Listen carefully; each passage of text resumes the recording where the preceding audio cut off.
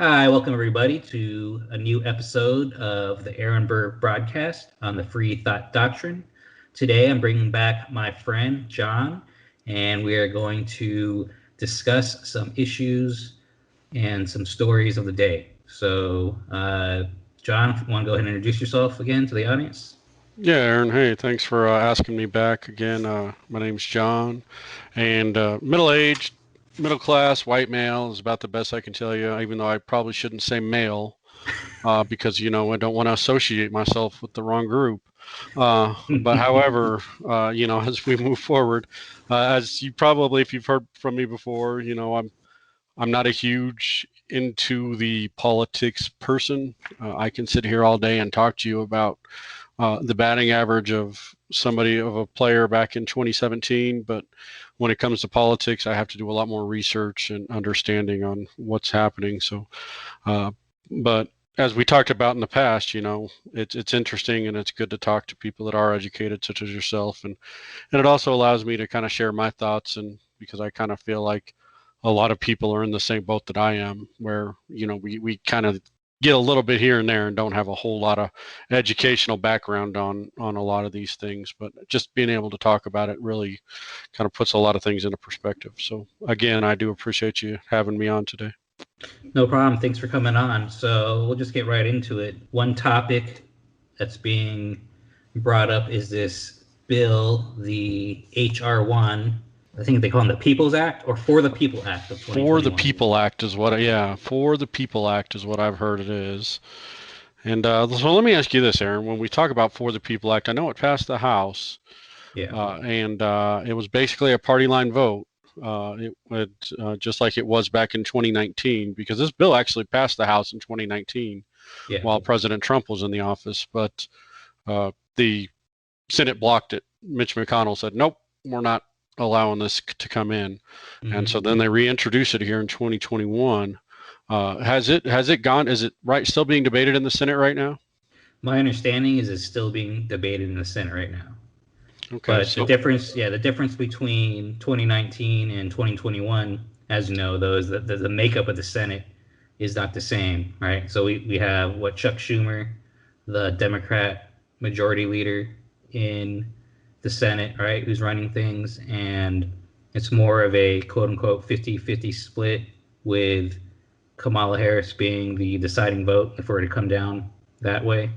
So it's a totally different situation. Basically, all the warnings that I know I tried to put out there the last months and months about the situation that was coming at hand is happening. So yes, HR1 for the People Act of 2021, and I love how they put these.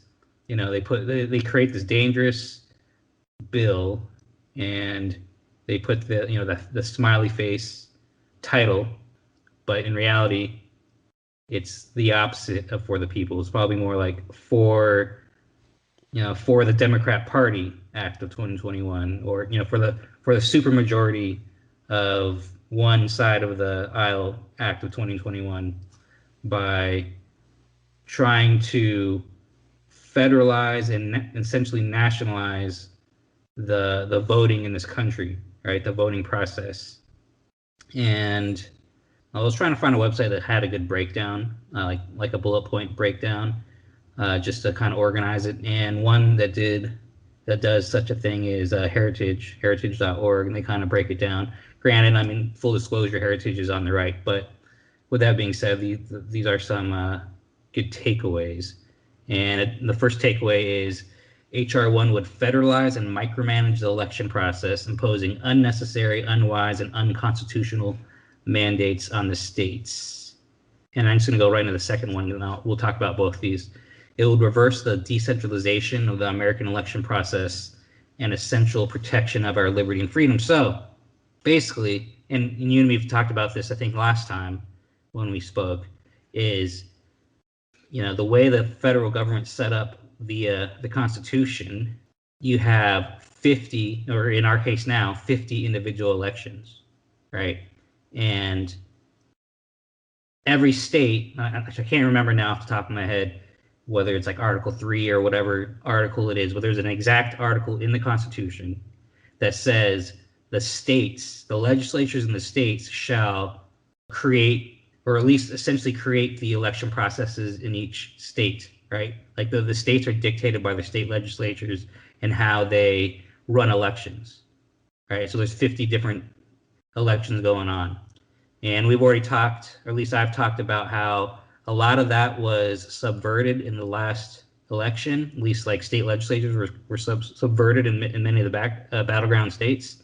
And basically what this is saying is that they are trying to have more centralization and nationalize the process so that every state has the same rules. The problem with that is that all the different factors that go along that people could point to, either corruption or fraud, right? Whether it be mail-in ballots or whatever the situation is, now they are uniforming, making a uniform policy between 50 states. And the whole point of the Constitution, and the reason why they gave you 50 different ways to do it, essentially, was, the whole concept of federalism, where if one state on one side of the country decides that we don't like the way that these certain things go down because we're afraid of the integrity of whatever rules those are, whether it's mail-ins, whether it's extended windows of voting, whether it's whatever, it's one of those one-size-fits-all type deals, which people that like centralization and nationalization of any kind of law, those are kinds of things that they want. This one uniform policy, one size fits all. I don't care what someone says in Arizona or Massachusetts, you're all going to follow the exact same policies and rules, whether you agree with them or not, right? You're going to be dictated by what we say. And the fact of the matter is, if people were really, really willing to give that up, it's literally in the Constitution, so they would have to have an amendment, right? So there is a process. If people do want that, you actually would have to have an amendment. So the whole fact, and we haven't even dug really into it yet, but just the fact that they're trying to federalize and nationalize and centralize a constitutional process is unconstitutional, right? Yeah, no, and that makes sense. And that makes sense. But on the other side of the fence, one might say that what this does is it actually opens up and allows people to vote. And when I say that, this is where it's interesting, is I'm kind of reading through this as well, and I'm just I'm going to play devil's advocate for you real quick here, if I may. Yeah, please. And it says here that it would establish automatic voter registration for individuals to be eligible to vote in elections. Okay. And under the automatic registration provision, eligible citizens who provide information to state agencies would be automatically registered to vote unless they opt out of doing so. So a little different than what we've done in the past, in the sense that you actually have to register to vote.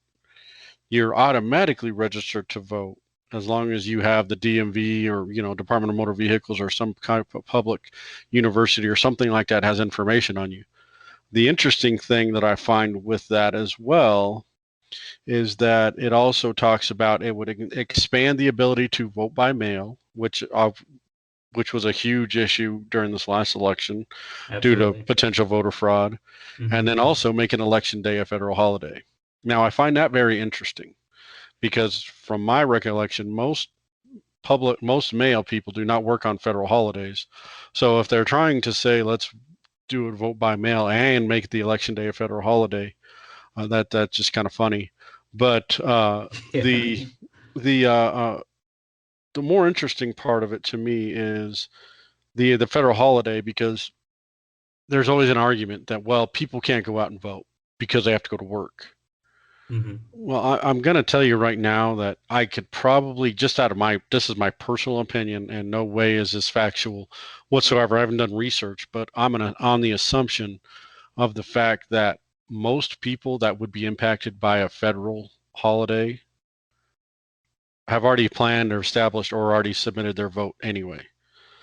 It's not the people that would be actually, so that to me, that makes it look like it's a, hey, look what good things we're doing. We're going to make this a federal holiday so people can get out and vote. When reality is if you're an established voter and you're already going to go out and vote, regardless if it's a federal holiday or not, you've already voted. And says federal holidays don't shut down the entire country. Yeah. You know, you still have restaurants open, you still have bars open, you still have stores open. All these different things are still open unless they make it like a Christmas Day type holiday where everything is closed completely, you know, for the most part.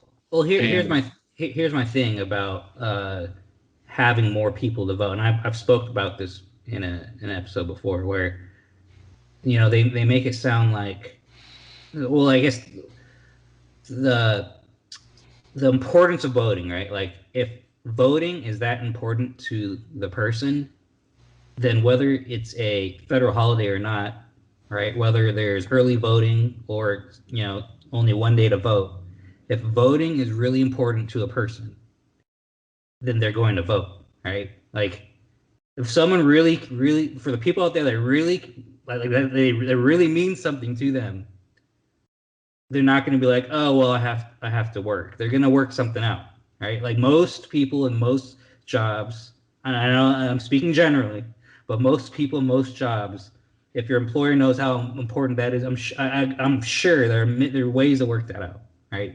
There are ways to work that out. Like, to me, it's like it's a cop out, right? Like, sure, sure. like, and I know there's jobs out there that are probably really strict or whatever. Sure, I'm sure it's a big country, but my point is, if voting really matters to someone, then they're gonna figure they're gonna vote.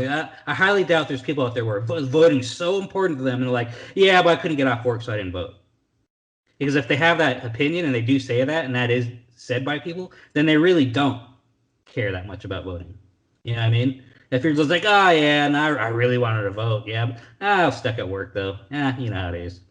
That person probably doesn't really care about voting, because if they No, really cared, they really cared, they would have made it happen. Just it's just simple as that. And I understand in some places there's long lines and such, right? But I don't buy it. I guess I don't buy that excuse. I've heard of the federal holiday, uh, like making a federal. Why don't we make it a federal holiday? I've heard of that, and I think what you're saying is right. Like, whether you make it a federal holiday or not, there's a lot of people that still work on federal holidays. I've worked plenty of that. I've probably worked a huge percentage of federal holidays in my working lifetime. You know what I mean? So a lot of people still work on federal holidays, and I think it is funny how you point that out in terms of, well, I mean, well, with mail-in voting, aren't the postal people? And I'm sure they probably would get overtime, I guess. I don't know, because now you're working on a holiday or whatever. I mean, who knows?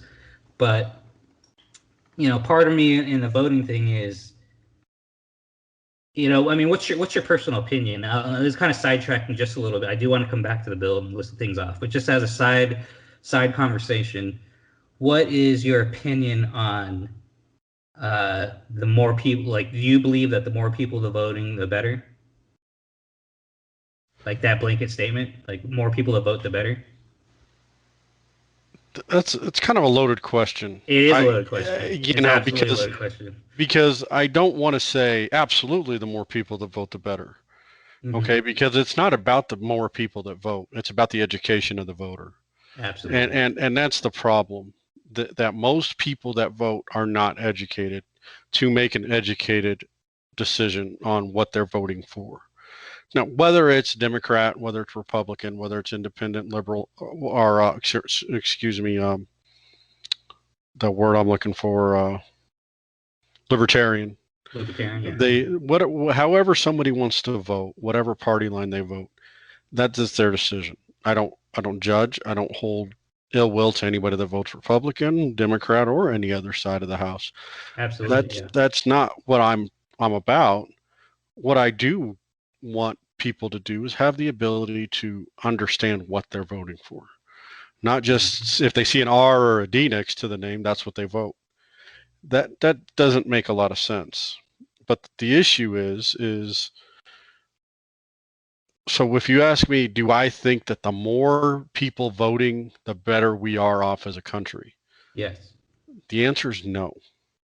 Mm-hmm. And the reason I say that is because that just means more people that are not educated are voting. And I know somebody's going to be listening to this show saying, "Oh my gosh, this guy's a jerk saying that uneducated people shouldn't vote." I'm not saying that somebody who doesn't have a college degree or somebody that didn't even finish high school shouldn't Mm-hmm. have the right to vote. I think Yeah. everybody should have a right to vote.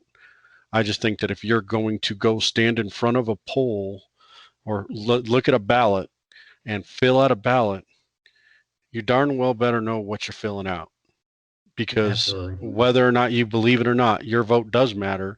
Your vote does count. I know a lot of people don't think they do, but they do, because this is one of the things about our country is that we've been trying to obtain is the fact that our voices do matter.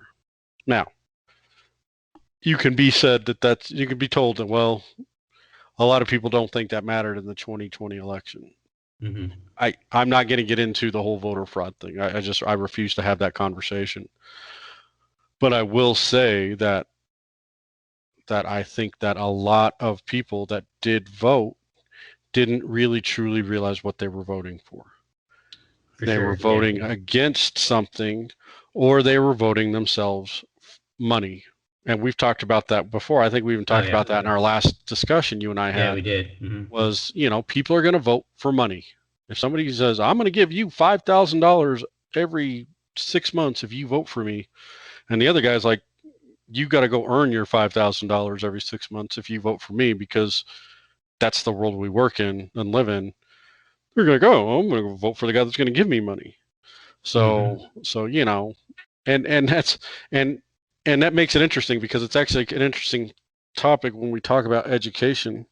Maybe, and to come back to devil's advocate, Aaron, and that is, Mm-hmm. maybe, does that is that a good reason why we are authorizing 16 and 17-year-olds to pre-register to vote on this same bill?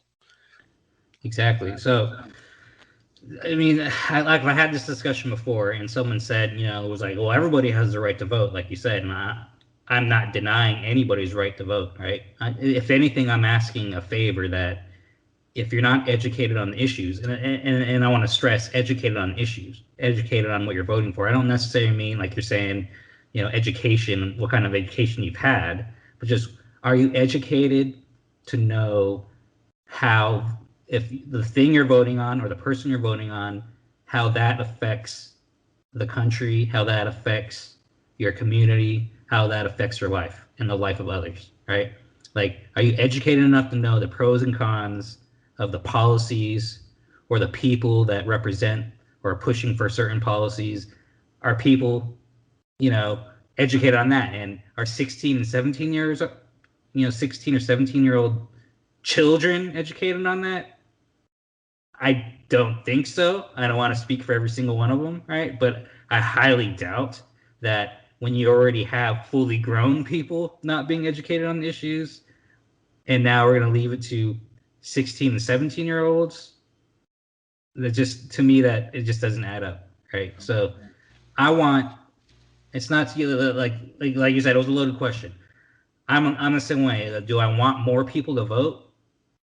It's no, I don't. I want more educated people, or let me put it this way: I want more people educated on the issues to vote, right? And whether that actually means more people in general, if that turns out that way, then good on everybody. If not, it is what it is. But like you talked about, voting for money, voting for things, voting for handouts, that's not being educated on the issues, at least not for most people, right? There might be people who are educated Well, on issues and that's what they want anyway. That's a right, possibility too. I'm not denying that fact, but right, right. um, that is, I mean, what we're really talking about here is democracy, right? Like, do you believe in? Do I believe in pure democracy? Absolutely not, right? Like a true democracy? Absolutely not, because all that would be is 51% of the vote, 51% of the population, dictating to the other 49%, right? Like a true democracy, a true majority takes it, right? Like take out any kind of constitutional system and it was just a straight democracy. And then 51% could be like, all right, the other 49% are going to be my slaves, or we're going to kill the other 49%, right? Or whatever, or we're going to take all their money, whatever. So true democracy never works. And what we have in this country is not a true democracy, which I know you know that. But I think the problem is that people have been so indoctrinated and propagandized to think that what we have is either a democracy or supposed to be a true democracy, and that's why they support things like this bill, right? Because it brings it closer to that and away from a constitutional, republic, right? So that's part of the problem, right? I mean, it's the whole, that's what this bill exists to, like you said, create, more voters, to create a bigger pool of voters, to give more people access to vote, regardless of whether they are educated at all. I mean, that's how it is anyways, right? But it's just opening up the door. I mean, some say that this bill, and like you said, you didn't want to get a discussion about the fraud and stuff that may or may not have happened in the last election. But a lot of people say that this bill essentially cements exactly all the things that happened in the last election that were questionable, or for some people were straight up corrupt, like however you view it. This bill is cementing all that and just putting all that stuff into a national law, right? And I'll go off and I'll name some things real quick. So one thing it does is, like you named it automatic voter registration, same day registration, online voter registration, no fault absentee balloting. Some of these things, again, do exist in states. I mean, I've lived in many states that have early voting and stuff like that. But again, this is making it national. This is where all 50 states will have to abide by early voting, automatic voter registration. Like everything I just said. So yeah, 39 states allow automatic voter registration already. Yeah. So I mean, yeah, I get that, but yeah, I know what you're saying though. I mean, what you're trying to say is it's kind of nationalizing it all to everybody. You're taking the power away for the vote from the states themselves, which is something that a friend of mine and I were talking about before, and that is we absolutely hate the fact that these states are having their power taken away from them. Exactly. So, absolutely. And this is what I'm talking about, where when I've talked to you about this before, where education, people just do not understand the system we're supposed to live under. All right, because again, the indoctrination and propaganda that people have been fed is not about how they do not understand federalism, separation of powers, localism, right? And they don't understand, like, people hear federalism and they actually think that means like more power to the federal government. And I will say the word's a little confusing because it means the opposite, right? It's talking about separation of powers. Like, it's not just the three branches, right? When we talk about separation of powers, it's not just the three branches, it's also the states, right? There's also that level of federalism, right?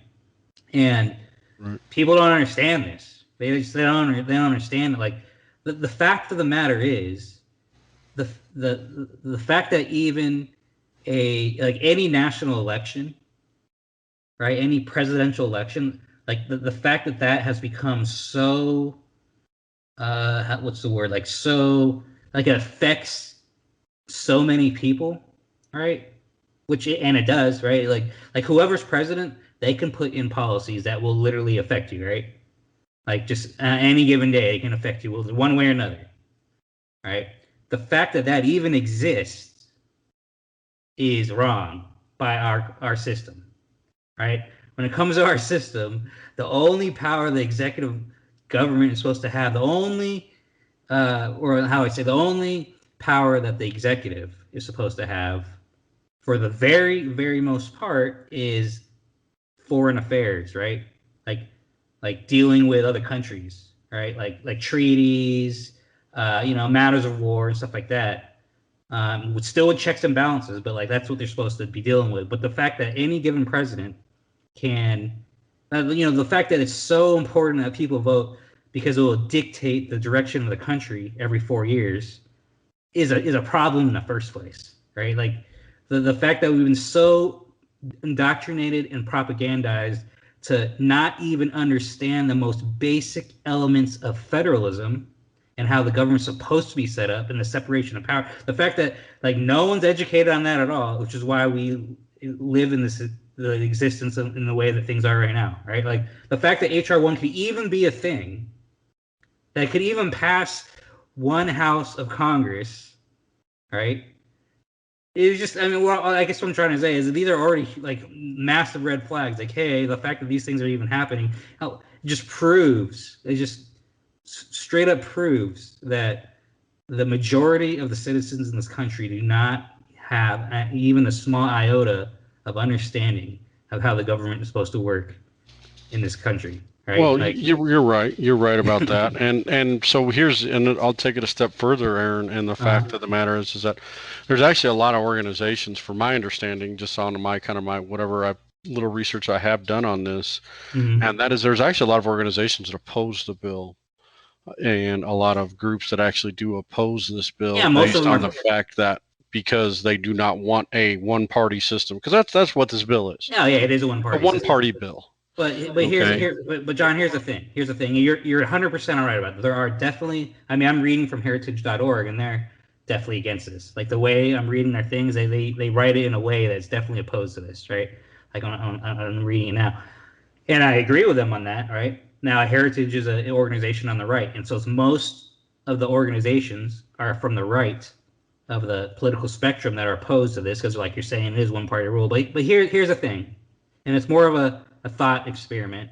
Like I've done these before, but let's just imagine for a moment it was the other way around.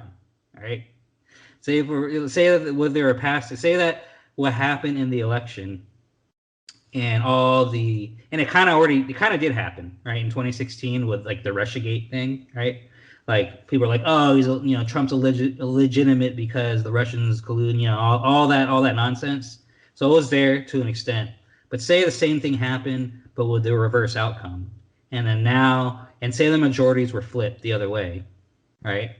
And they came out with a bill essentially what that was this. Well, maybe not exactly, but close to, at least for the essence of nationalizing and federalizing elections. I'm willing to bet that the same organizations, and maybe I'm not 100% wrong, but I'm willing to bet that a lot of these organizations and people will be fighting for it if you just flipped who was in power, who was in Congress, and just change the reasons just a little bit enough, and the same people will be fighting for the same thing. Because this is what I've always been talking about, where it's like at the end of the day, just have two different factions just fighting back and forth, right?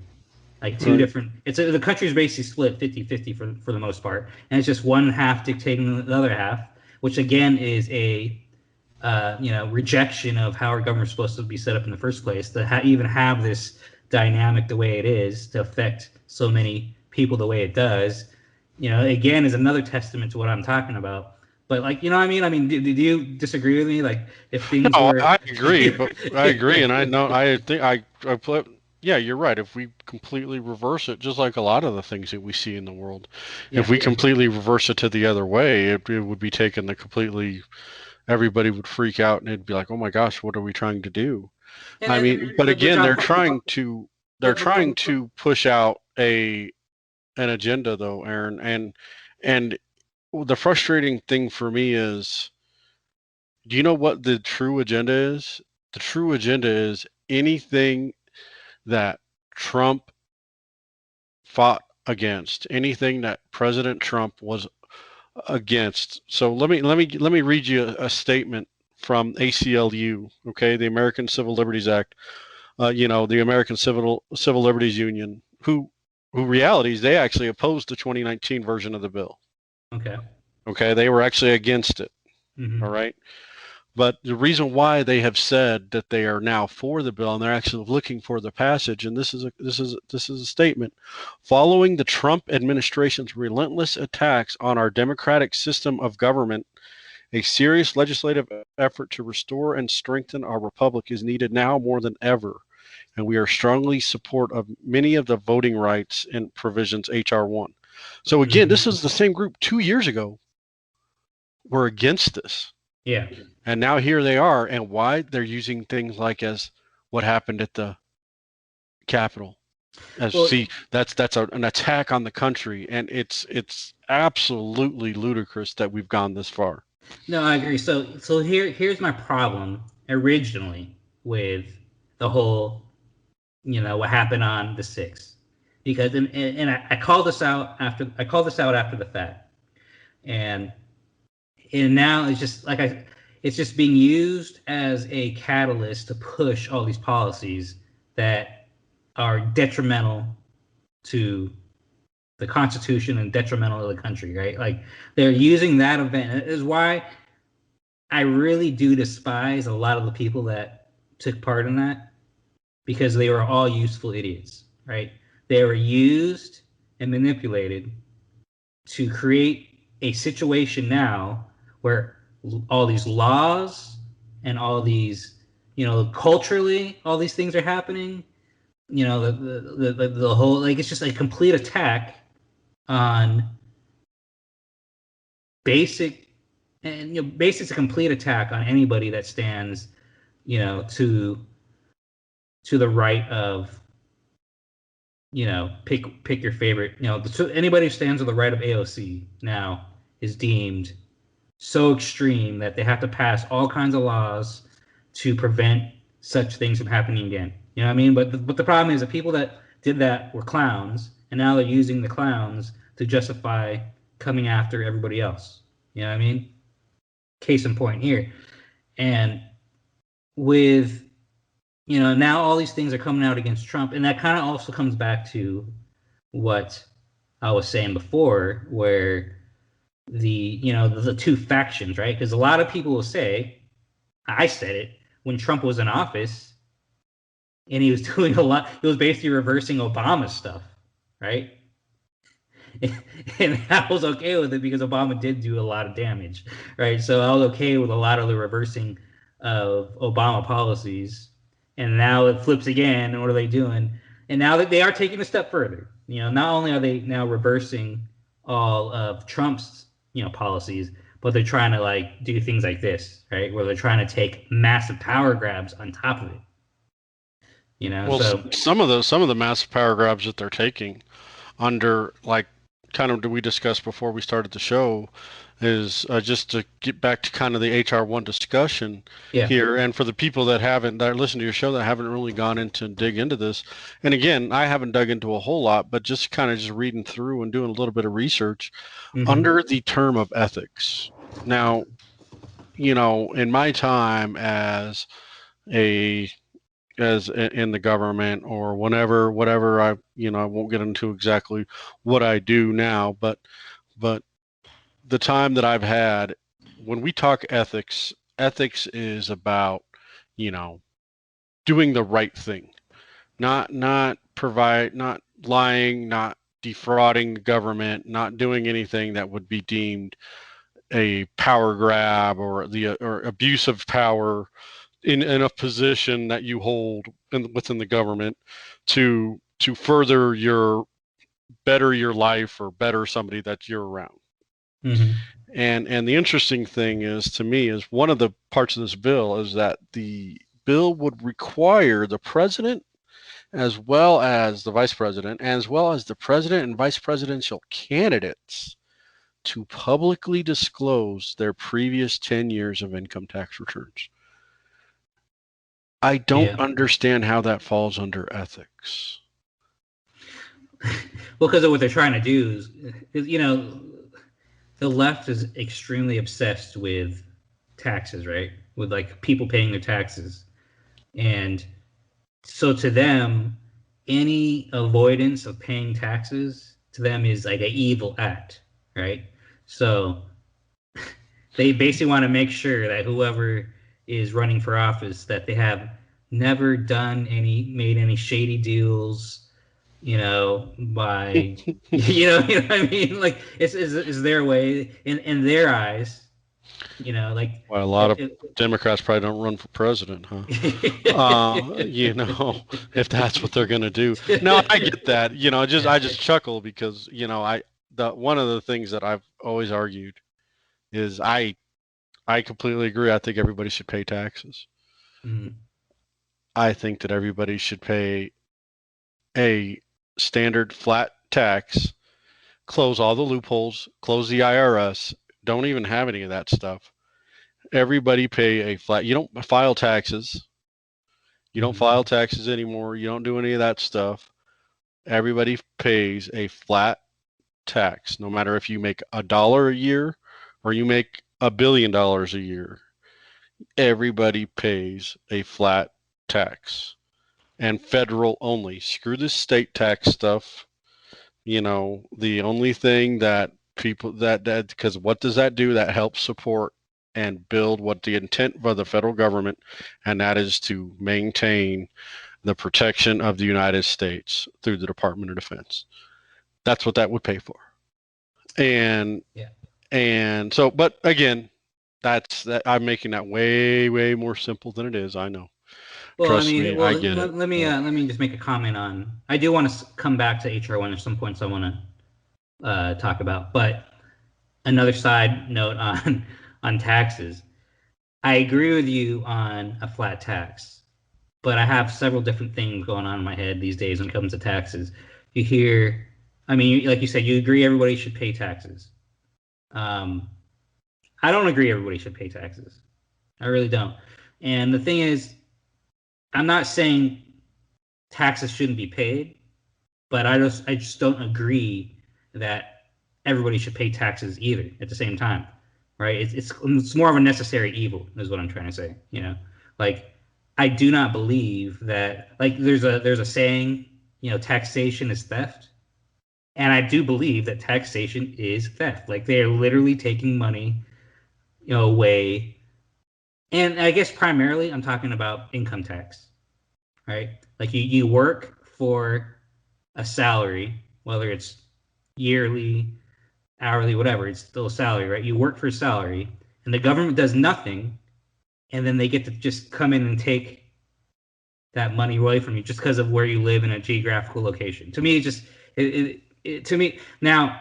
I understand the argument is well they create these public services, but I'm sorry, but almost every single public service I've ever encountered is very uh, poor, right? Like regardless of like the quality of that service does not add up to the amount of taxes taken out.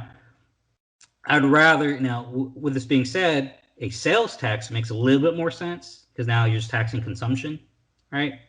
But I don't necessarily agree that you know everybody has to pay taxes per se, right? Taxes do need to get paid.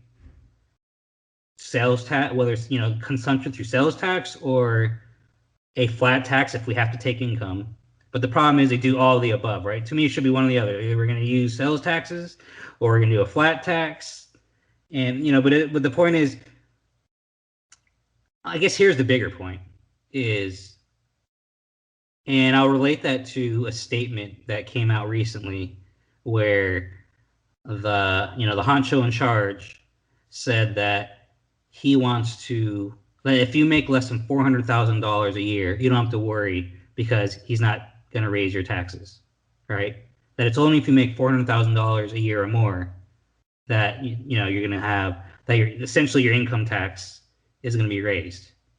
And someone told me about, I didn't see this, but someone told me about how Tucker Carlson brought up a point where what is the point in them even raising taxes at this point on anybody, really? Because think about it, $400,000 a year, while that may seem a lot to you or me, and to many Americans, considering that the average is only 30, the average American only makes $35,000 a year, right?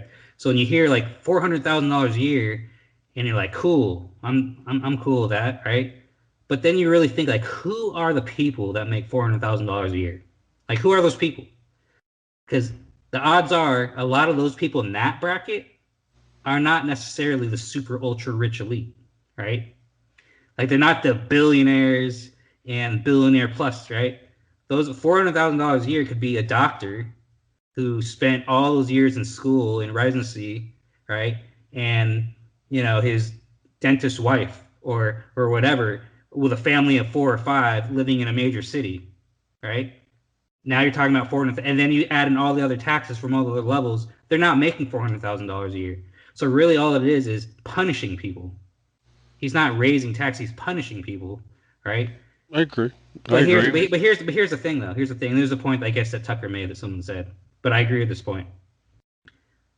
What is the point? What is the point in what is the point in taxing these people when all they do is print money anyways? You know what I'm saying? Why take and punish people when you're just turning around and printing 10 times the amount anyways? The point is, why even bother? I mean, it's just strictly punishment at this point. You know what I mean? It's strictly just pain being put on these people because you don't care about that anyway. You're just going to print the money off anyways, right?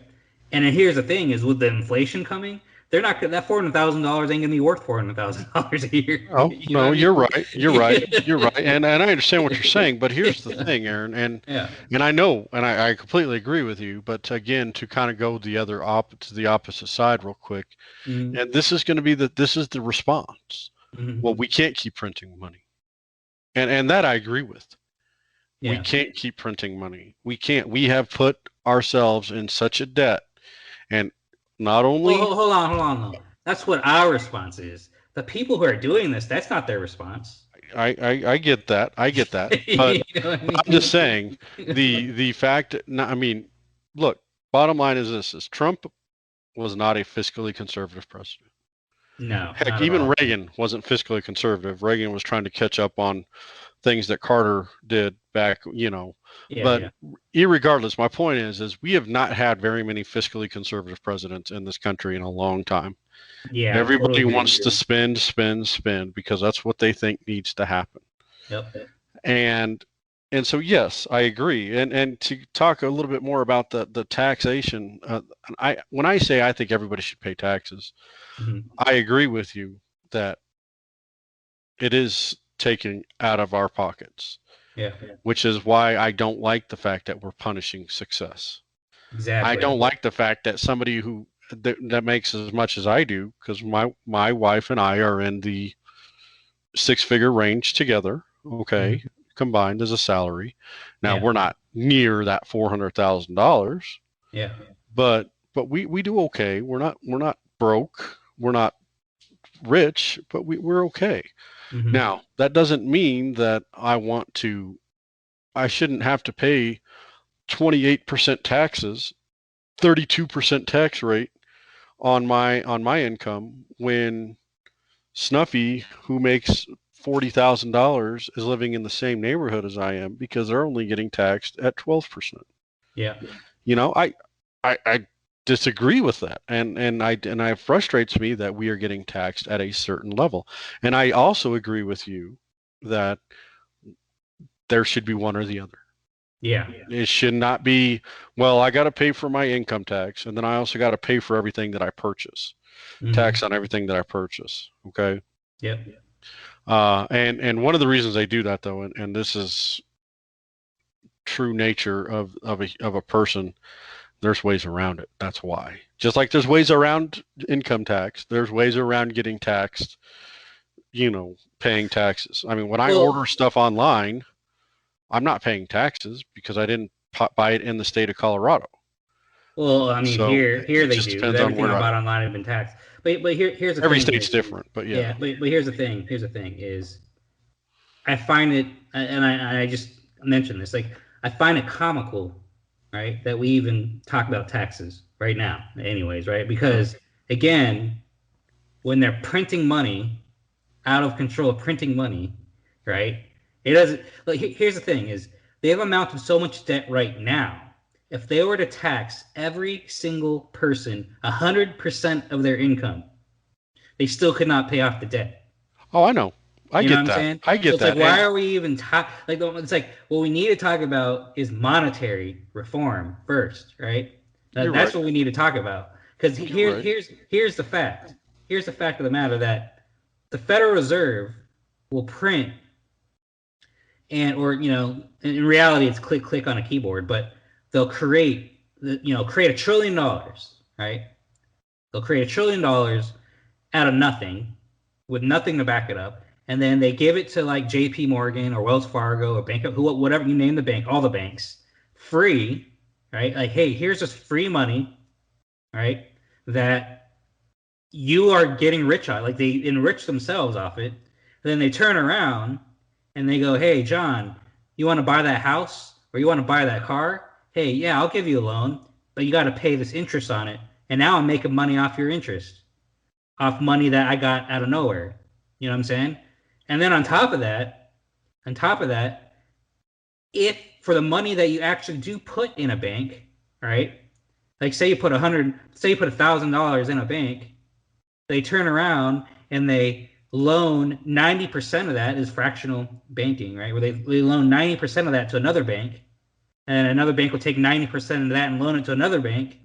You see what I'm saying? And it's just a house of cards. You know what I mean? Like the entire system is in its default position is already a huge farce, right? And we just kind of play along in the system, but it really, like, what is a system? I mean, how much money you have in your bank account? Have you ever actually had all that money in your hand in your bank account? No. It's more like a ledger, right? Because this money's not based or but Nixon took it off the gold standard the last time around, so there's nothing the money is anchored in, right? It's just ones and zeros. So that's why I find it comical though, like, and we're only talking about taxes really because of what the other people are talking about taxes. But the fact that anybody talks about taxes at this point, when when the debt is so tremendous, and they just do whatever they want, they pass these crazy bills of 1.9 trillion, 2 trillion. We can't even comprehend these numbers, right? Because they're so extraordinary, and it's all magical. It doesn't really exist, right? Like, Right. Right. No, you're and right. that's You're why right about that. one I mean, day it's a that joke house of around cards is about. gonna come crashing down. You know what I mean? Like, Well, just earlier tonight, I was trying to figure out. I haven't even looked into this, and I'm not trying to go off way off subject, but it's okay. I, We're I yeah. read I read a document about or a news article about somebody who bought a $500,000 virtual house. That's Like, what on God's hilarious. green earth is a virtual house? Are you kidding me right now? Well, I mean, I mean, so I don't get it, and I didn't look into it too much, but that's a thing. And so you're well, right, and I get it, and I know where you're going. But the reason why we talk about taxes, though, yeah. Aaron, and this is one of the things that I think people need to understand, is Mhm. the discussion about taxes needs to continue. It's not because they're printing more money. I don't care about that. It's the fact of the, and you were hitting at it earlier. They're raising taxes on people that can't afford it. The $400,000, the $500,000 annual person, you know who those people are? They're, like you said, a doctors or dentists, but what do these doctors and dentists also do? They have their own businesses, They practices. employ people, Yeah, exactly. And exactly. what happens when these businesses start getting taxed? What do they have to do? They either have to cut jobs, they have to increase the cost of their service, and who does that impact? That Exactly. impacts the people that aren't getting their taxes raised, but effectively now they're actually, but now they're having to pay more for these same services because of the increase in taxes. Yeah, you're It's right, it's but that's my point. It's more of a punishment, right? right, Like, right, like when we talk about raising taxes, we're not talking about funding anything because that's what that was my point. I guess I didn't make it clear.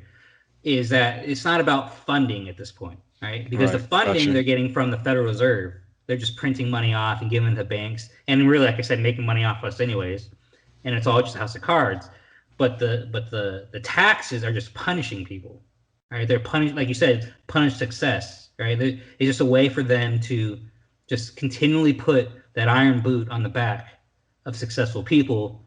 But in doing that, we take the people that make the $35,000 a year take a direct hit, right? And the funny thing, or not the funny thing, but the sad thing is that the people making $35,000 a year, a lot of people are all for it because they can't connect the dots. You know what I'm saying? Like, so they're being manipulated. Really, it's just more class warfare, right? I Well, mean, until somebody actually comes out and says this, and this is what I would love. I would love a Walmart or a Target, and they won't do this, yeah, but I would love to see it. I would love to see a sign on, a big sign in the front as somebody's walking into Walmart and says, "Your gallon of milk yesterday was $2.39. Your gallon of milk today is now going to be $3.24 because we had an increase in this much percentage of our taxes. Yeah. Thank you. Well, And let people see that, because people don't see that. That's the difference. I totally agree with you there, but the problem is inflation. I mean, that's what it really should be. Well, yeah, Right. You're right. And the inflation, like, and like when you talk about someone buying a virtual house, well, the thing is, I've talked about this before, where one of the red flags of the incoming situation of hyperinflation is that the rich people start to buy things that rich people can buy, right? They start to buy stocks, like a bunch of stocks. They buy a bunch of land. They buy houses.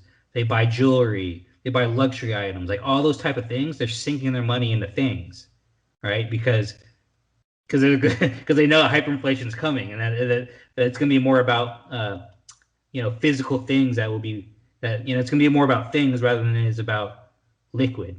You know what I mean? So that's always a red flag. So that's just, to me, it's just so, because I'm sure that whoever bought that virtual house is probably someone who's super rich. You know what I mean? Or at least well off, right? So like, I would assume. I know. Yeah, I because couldn't afford a $500,000 virtual logic house. would dictate that, right? So, Yeah. but I just want to know what the inspection looked like.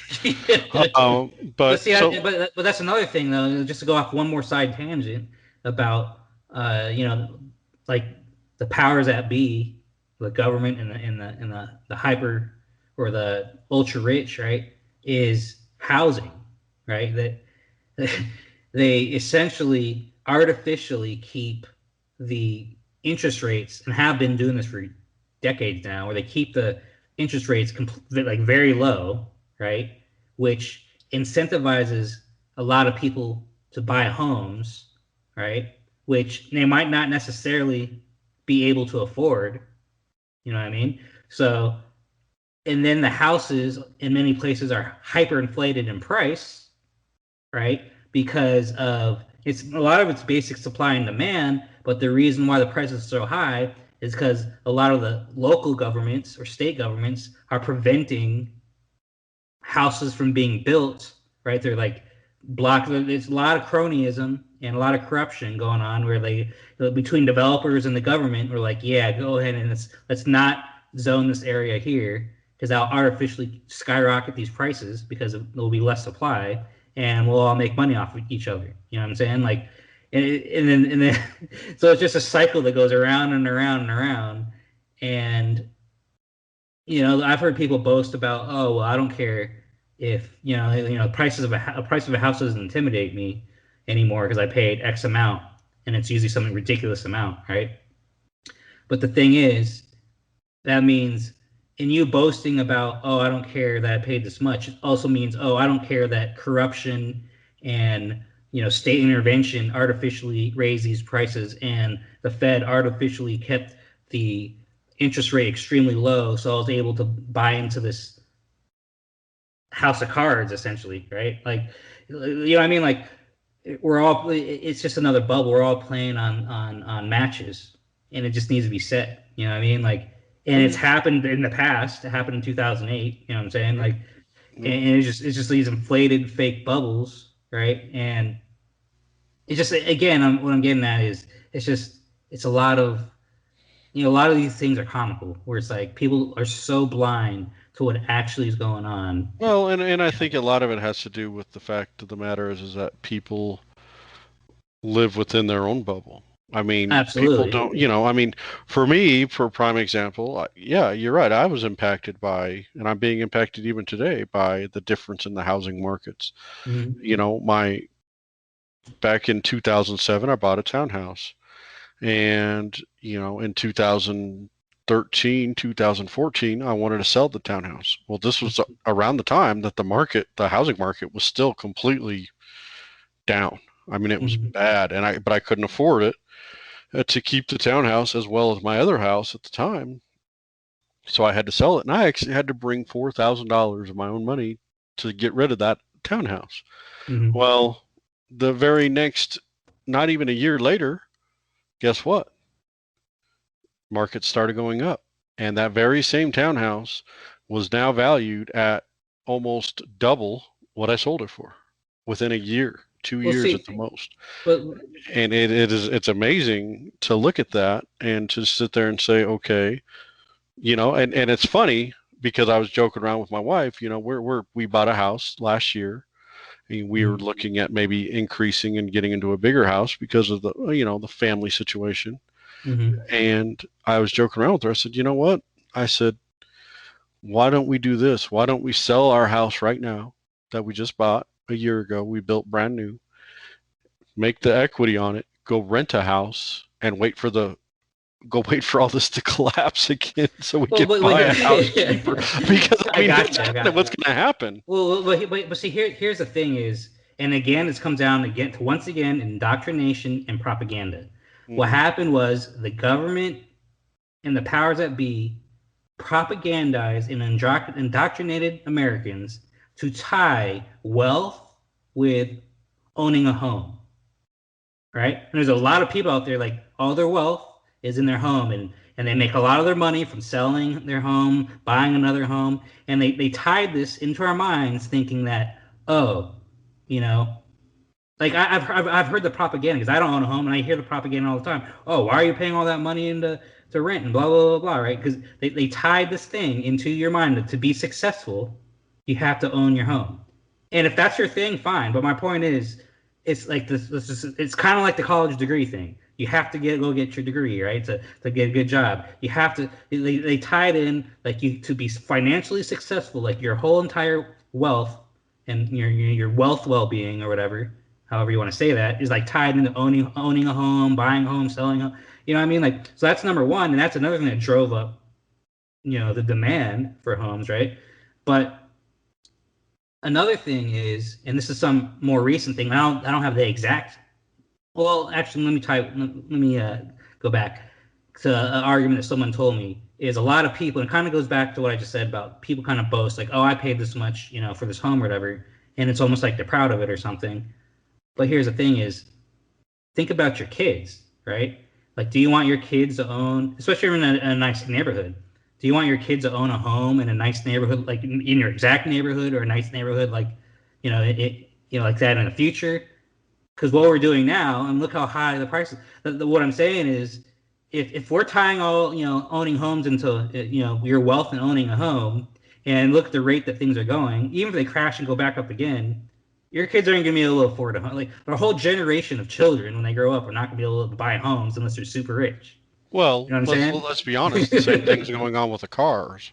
Yeah, for I sure. mean, you Yeah. talk about a vehicle. The vehicle I bought is 2012. I bought Mm-hmm. it a few years back. It was old. It was used.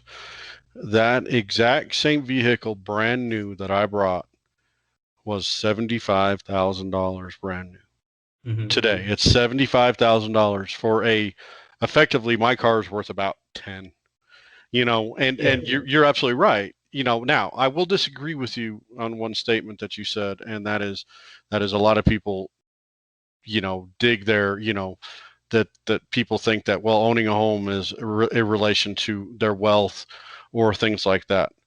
That I disagree with you on, and I'll say this, and this is why. One of the things that, and maybe this is part of the propaganda, maybe it is, Mm-hmm. maybe it's not, but this is Yeah. reality in the world we live in, and that is, I just mentioned the car. Yeah. When I buy a car, I bought a $75,000 vehicle. I take that car, I drive it out onto the street, I drive it down, I drive it to my house. The minute I park that car in my parking lot, that car is now worth $45,000. Mm-hmm. Okay, I can't turn around and sell it for $75,000. Yeah. I'm not gonna sell it for 75,000. I buy a house, I have an opportunity to sell that house for more than I paid Yeah. for No, it. that's what I'm talking about, though. But there, So but that's there, what I'm talking but about, though. but Like, there, but that therein lies the rub, Aaron. Is that that is the reason why you're right, and I know what you're saying. The propaganda of that's how people do it. yeah, that's what I'm But saying.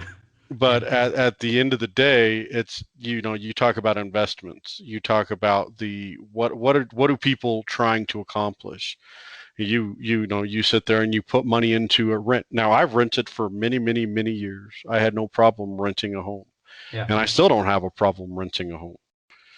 But at the same point, like you said, on because of how things are going, how things happen.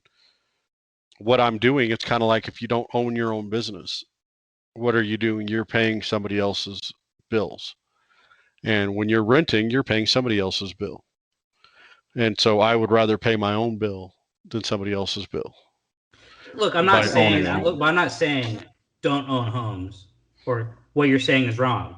I'm not saying that. What I'm saying is the propaganda is that to be successful, right, or to attain wealth, it has to be tied into your home, right? Okay, I guess I Rather, see what you're saying. I rather, see what you're saying, yeah, but yeah. I don't necessarily agree that it's propaganda. I think it's just I think it's a and I know what you're saying. I think it's a trying to figure out the right words outside of just straight up saying it's just smarter to put money into something that you have But, for yourself. but here, But but John, what I'm saying is, if that's what you need to do, if like what I'm saying is, if that's smart for someone to do, that's fine, right? But what I'm saying is that they've created a system where for not even some, but for a gigantic proportion of the population, they should not be buying homes because they're buying them on artificially low interest rates in markets that are inflated due to corruption. You see what okay, I'm I saying? see what you're saying. I got it. And I got you. And you're but they still feel they have I to got buy the home because hey, for me to attain wealth, I need to buy this home and to sell it and have the opportunity to make more and blah blah blah. you. But you're playing into a system that was created in artificial pretenses. You know what I'm Okay. saying? Nope. Nope. That makes sense. And If the market was honest, if the interest rates were honest, if everything was on honesty, and you had an honest job and an honest career, and the political system and the developers and everything was honest and corruption free, and you legitimately could afford that home, then everything would be fine. And if that's how you attain your wealth, that's totally fine. But the problem is we're playing into the system, and the entire system itself is completely corrupt. And people don't care because hey, I'll sell this home and make money. I don't care. You know what I'm saying? Oh, I don't care if it costs so much. I could get the loan and blah blah blah. Yeah, I don't care, and I'm not even aware that all these corrupt business deals are being done behind my back, artificially raising the prices. And I only have, hey, it's cool. I only have to pay XX, X percent because oh, that's a fine. I could afford that thing. I could afford this in this interest, whatever. But like it's all artificial though. You know what I mean? The entire thing is fake. So well, again, and I you're on get a it. house. And I guess the problem is, and it's funny you say it because I mean, at the, ultimately, what are you trying to do? You're trying to survive the game. You're trying to play it, and and you're trying to But get yeah, through it on a daily but basis. what I'm saying is they're creating a system where someone's trying to honestly do what they got to do, but they're being set up for catastrophic failure. Right. Well, That's what I I'm mean, saying. that's what happened in '08. It You is hit what it on the happened in head. 08. It's That's what what happened happened in in 08. '08, And and it's happening again. You know what I it mean? Like, happened prior to, because if you recall, the funny thing is good old President Obama, he was actually a lawyer that helped before he became president. That actually was part of suing Citibank, Citigroup, and Citibank to give loans to people that did not qualify for the loans. yeah, the subprime mortgage thing. Right. That's all that was Yeah. about. Yeah. And I Yeah, well, and I did you can hear? tell you right now. I mean, the good thing is I guess I don't like to sit there and think that I'm smarter than some, but the wife and I have maintained a reasonable home. We could definitely afford a lot more than we to stay in. I mean, Yeah, and but then again, a lot of people do, and a lot of people don't. There are people. I don't want to be house poor. but we've taken a huge road. We took an exit off the highway talking about HR1. So, Well, um, a little bit, yeah. A little because bit. I would say we've there are a kind of gotten away from that. couple other points I wanted to bring up about. So coming back to voting, I honestly believe voting should be on the one day. But one thing they're doing in this bill is mandating a minimum of 15 days. And it's 15 days this time around. And just like anything else, that'll expand, right? So, oh, here's another big one. How about banning voter ID? And when we talked about how 16-year-olds and 17-year-olds are going to get automatically registered. But you can't vote till you're 18 because I mean that would take an amendment. But if there's no voter ID, then who's going to stop Right. these people from So, voting? so let me ask you a question. I'm reading the HR one. I've been sitting here actually kind of reviewing a little bit more as we've gotten off the exit on it, and I guess I want to understand. I don't see anywhere where it talks about banning the ID, but I do see where it talks about the bill would prohibit the practice of voter caging. Now, voter caging involves challenging the registration status of voters and calling into questions the legality of voting, Yeah, of yeah, I've seen that too. legally allowing them to vote. Is that essentially the same thing? Is that what you're saying? That's essentially what that's doing, is taking away the need for an ID? Because I don't see Uh, anywhere where it talks well, about banning an ID itself. well, I see it's probably where it talks about. See, says the online voter registration will not be tied to an existing state record or driver's license. It would make a criminal offense for a state official to reject a voter registration application because the official believes individual ineligible to vote. Yeah, I'm so it just sounds saying. like It says kind of I'm the reading, same thing, voter and caging. when it It says sounds it's very just saying similar. when combined with a ban on voter ID and restrictions on the ability to challenge eligibility of a voter, this would effectively ensure that underage. So, yeah, I'm not sure. I'd have to dig through it more. But Yeah, but that sounds like about the same thing we're saying. It sounds yeah, like the voter caging aspect of that. Yeah, but that's huge. I and mean, there's if also a if thing you here talk too about it. about forcing states to accept absentee ballots received up to 10 days after election day. Well, now I know every state was different in that, but again, that's where you talk about each state has their own requirements, Yeah, and now we're going to the national or vote. What because I about mean, the fact of the matter is that it also restores voting rights to felons? yeah, and so here's my thing about felons is as a blanket, as a blanket thing to return them all to be able to vote. I'm 100% against that. Now, on a case by case issue for nonviolent crimes, if there were processes for people to receive their right to vote again, if that was a thing, I'm okay with that. Right? Like to say that all felons should never be able to vote again, I think is like I don't apply to that. You know, like I don't apply to give all felons the right to vote either. It should be a case by case issue.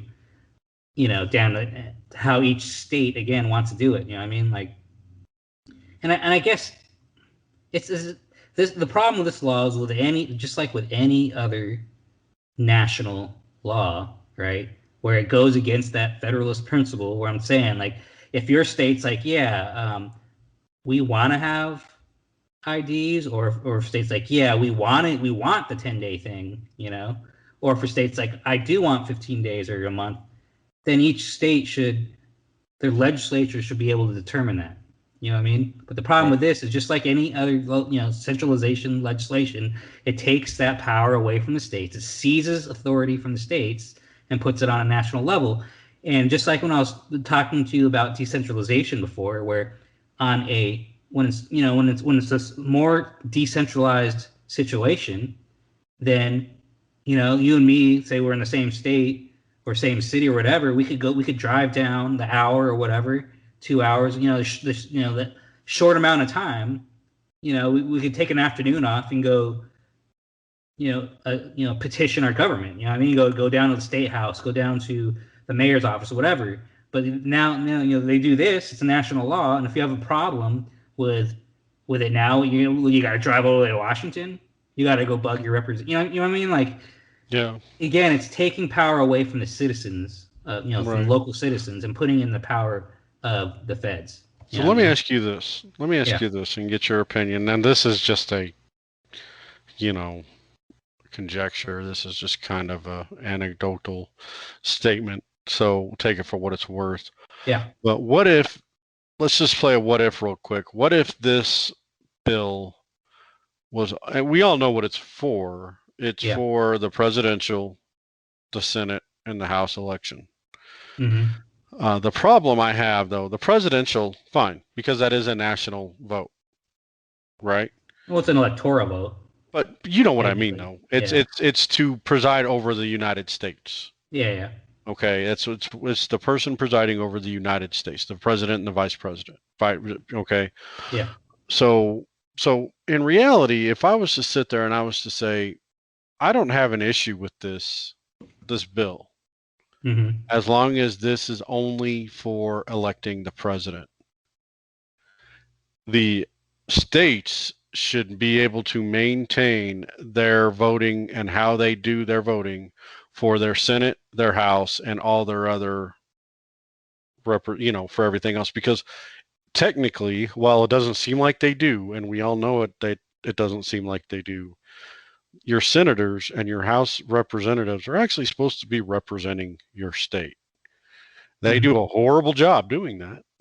And no, there are some that do a very good job of it. Don't get me wrong. I'm not saying that all senators and all House representatives are bad at doing it, Yeah. but I live in a state that, I'll be honest, they do a horrible job at it.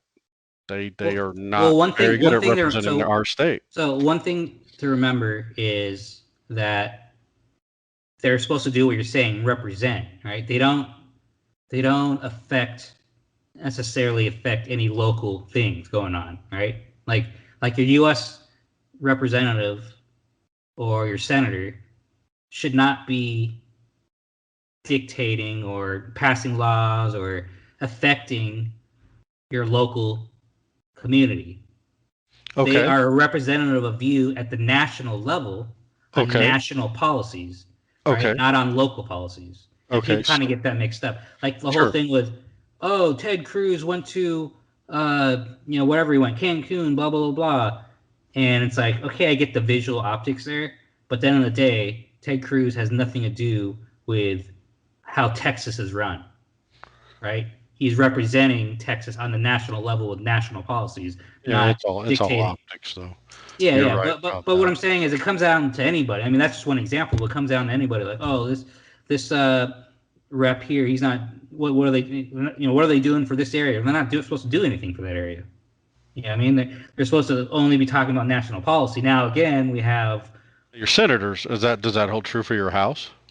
holds true for every single person, whether it's the U.S. House rep or the senator. The senator is supposed to be uh, representing the state voice, because they're supposed to come out. Originally, they came out of the state legislatures. The state legislatures would vote for senators, and so therefore the senators were beholden by the state legislature. So if you wanted to, if you didn't like your senator, that would give you means to vote in or out people in your state legislature to hold them accountable. You know what I mean? Like, hey, you put this guy at the Senate and he's trash, so now I'm removing you from the state Senate or state House or whatever. You know what I mean? Like, it tied everything together that way, and now in the early 20th century, the progressive movement, it kind of the whole democracy thing came about, right? And so that's how they came up with the amendment that changed the senators to a popular vote, right? But at the end of the day, the federal representatives and senators are supposed to represent policy at the national level. They're supposed to be,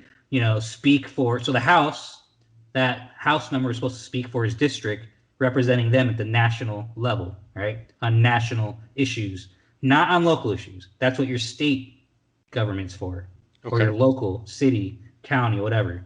All right, those guys are the ones who are supposed to affect policy at the local level. Again, we have such an intrusion by the federal government on, unconstitutionally on local issues, where that's where people get mixed up once again, because they're not educated on how it's supposed to work. You know what I mean? But that the way the system was intended to be when it was built was they represent your voice at the national level, right? Voting to go to war, right? Voting on a treaty, right? Like stuff like that. Not raising the state tax or something like that. You know what I mean? Like, So I guess that's my point though, uh, is I'm sitting here looking at a bill, uh-huh. and when I go fill out my ballot on November 2nd or 3rd, or that first Tuesday in November Yeah. every 4 years, for the president, for the Senate, or not every 4 years for every all of them, but Yeah. whatever, whenever I'm voting for what I'm voting for, right? Yeah. There's also all the other stuff. There's the local, there's the the state, the county, the judges, the taxes, the tax increases. It's all on the same ballot. Yeah. Yep. So that's where the national level is very interesting to me because again, it's telling the states, but I guess what I'm trying to say is this is where I can almost see where if the election is, well, this is for the national, so therefore the national, the federal government is going to determine how the election is run. Not don't like it, don't agree with it, but I could get the argument. Somebody could probably make a good argument for it. Okay. Well, but here's the It thing. would be tough. Like I said this earlier, though, if that's their argument, fine. But they have to put up an amendment to the Constitution because it's literally in the Constitution that it's the state legislatures. You know Well, what I'm that's saying? my point, and that's Yeah. my point. But where I'm getting frustrated with it is they're also impacting how the state elections are going to occur as well. Yeah. And that's what I don't like. That's what I'm not a big fan of is you're determining the state legislator. Now, when we start talking about states and statehood, okay, Mm-hmm. one of the big things that I see in this HR1 as well, Aaron, and you maybe be a little more educated on it than I am, is that this is also voting on findings to support DC as a state. I didn't even Now, realize that. this will Yeah. not this will not itself admit DC as a state. That separate legislation. And I'm reading a little bit from from one of the articles that I found on this, and that is separate legislation. Separate legislation would actually admit DC to the union.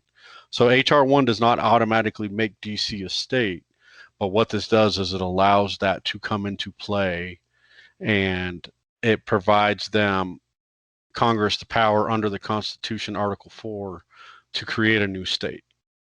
Mm-hmm. So that is also something that to take into consideration when you're talking about this HR1 Well, I mean, that's no bill. surprise. They've been talking about doing that since, well, But forever. But I mean, they were talking about that in this last election. You know what sure, I mean? but Like, let's talk about that for the people who don't understand what that means. Because a lot of people automatically already think DC because, well, they see that they have an electoral vote. mm-hmm. But what I think a lot of people don't understand is that DC does not have and correct me if I'm wrong, they do not have a sitting senator or a sitting or House representatives representing DC. So every state gets 2 senators, right? So if Right. they don't have one, so if they became a state, right off the bat, they would get 2 senators. Right. And then they'd probably get 1 rep just because on their population. It's what, 400,000? I'm not sure what the population I'm not sure what the is. actual. I see. That's the kicker about DC is no, it's not really meant to be a state. It's part of a district of a state. I mean, they would actually have to separate the borders, and it would be interesting how they would. Well, the last thing I read about it was they would keep the actual like district of where all the government, like the capital and all that. Like they're essentially just extending the borders of the actual city to bring up, butting up against like the federal district, they're calling it, which is where all like the main government buildings are at, I guess, all the monuments. The White House, the National Mall, all that. Yeah, so they're just, or I guess they're reducing the actual national area to just the actual district, and the rest of it would become its own state, right? But yeah, but again, I mean, all it is a power play. I mean, we're just seeing exactly what happened, prior to the Civil War, right? Where you had, it's all about power. It's all about power. Like, when there was a slave state introduced, there was also a non-slave state introduced, right? So that way the balance of power remained the same. Mm-hmm. And that's why so it's a similar type deal now where, hey, DC becomes a state, and now we get 2 more senators and a U.S. rep in a place that is hardcore Democrat. So we know where those senators and rep are going to fall, and therefore the Democrats gain a majority, right? And so my thing is, if they want to introduce a state, then let the other side introduce a state. Yeah, I mean, there's plenty of places in the country that are red areas of states that want to break off. Oh yeah. Right? Yeah. There's plenty of them. Oh yeah. So well, my thing would Absolutely. be, if you really want to be fair, let's like you get one, the other side gets one. You know what I mean? But it's not about being Well, fair. but they're going So to add a few more. Don't forget they're going to add the Virgin Islands, Puerto Rico as well as states eventually. yeah, so that's what I mean. You And then know. let us then let the other side get Jeff, they call it Jefferson. It's like Northern California and Oregon. There's a movement in Washington. There's a movement in Colorado. Like there's multiple movements where they want, like, hey, it wouldn't happen, but I'm just saying, like, that would at least make it fair. But again, it's not about being fair. So Right, yeah. right, right. Well, we've been talking for a while, and we've only talked about HR1, so I think we're probably going to keep it to this topic tonight.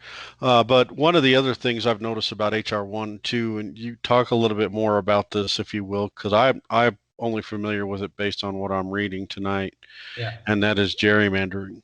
What exactly is that? And because this actually is one of those things that you had mentioned earlier, you had said before we even started the show that, well, this bill is going to give a couple of positive things.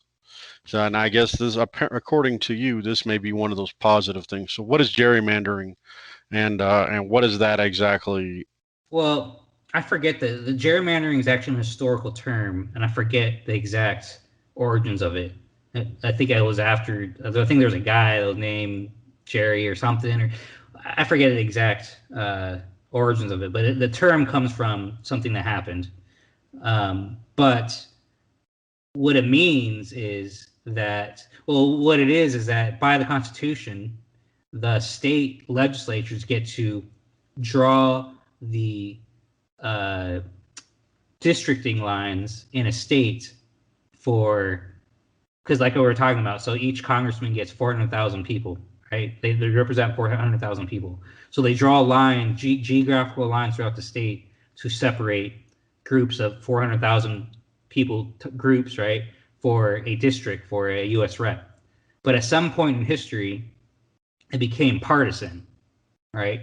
So we could revisit it again when because I could do more research. But the general thing Sorry is, to put you on the spot, and man. it's okay. But the general observation or whatever is that as it stands now, when legislatures will draw the lines, but they'll, so rather than doing like uh, like a even, like, okay, we'll put a line here, and it'll like be these even, uh, like blocks of land or whatever, right?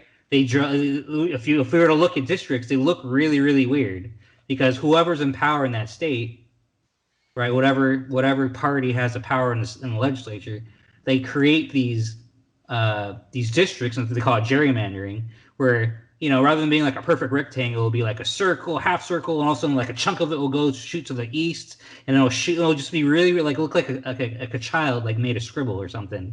You know what I mean? Because I what they're like the literally roads doing, intersections around here, so well, so yeah. what I'm saying is what they are literally creating districts with that have majorities, right? Like they're making these districts that have majorities that have their party in there. You know what I mean? Okay, So that's that why it makes doesn't.